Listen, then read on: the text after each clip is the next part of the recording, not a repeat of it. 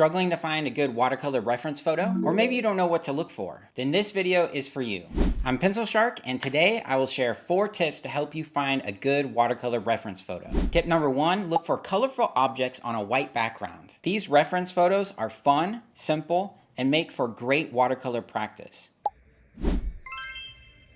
I already made a video about what to look for in a reference photo in general, but this is specifically for watercolor. Every medium has its strengths and weaknesses, so we want to find reference photos that make painting with watercolor more enjoyable and show off the strengths of watercolor. Tip number 2, look for objects in front of a blue sky with clouds. This sky is so fun to paint. It involves wetting the paper with water and then adding splashes of blue. I listed in the description some free websites where you can find high quality reference images, and I've included the materials I recommend.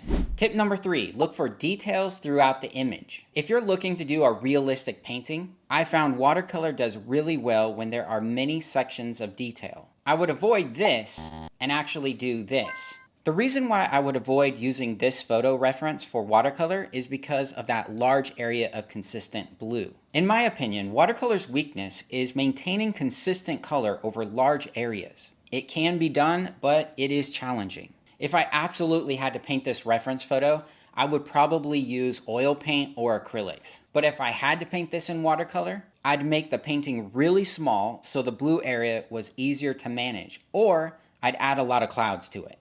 These are great reference photos for realistic watercolor paintings because you can tackle small areas at a time, like I did for the lemon paintings.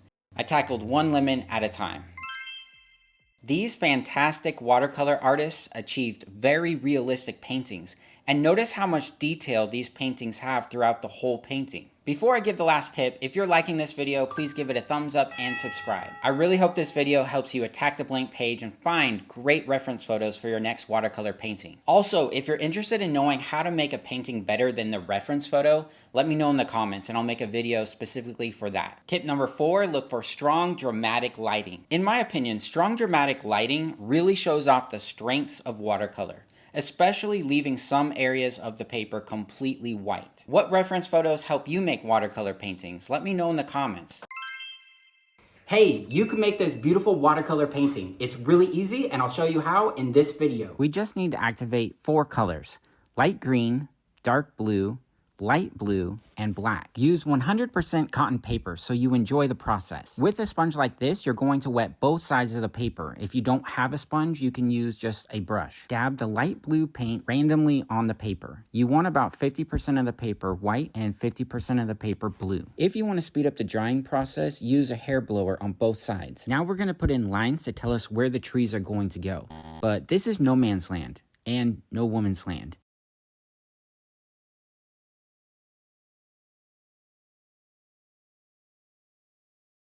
With your light green, we're going to dab in the trees.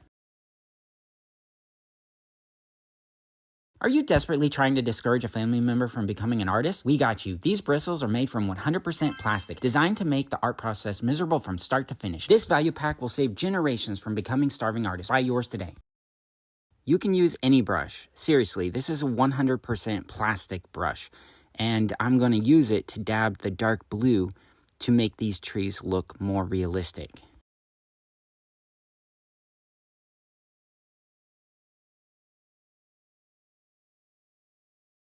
With our black, we'll put in the trunks. Make sure to leave some of the leaves in front of the trunk.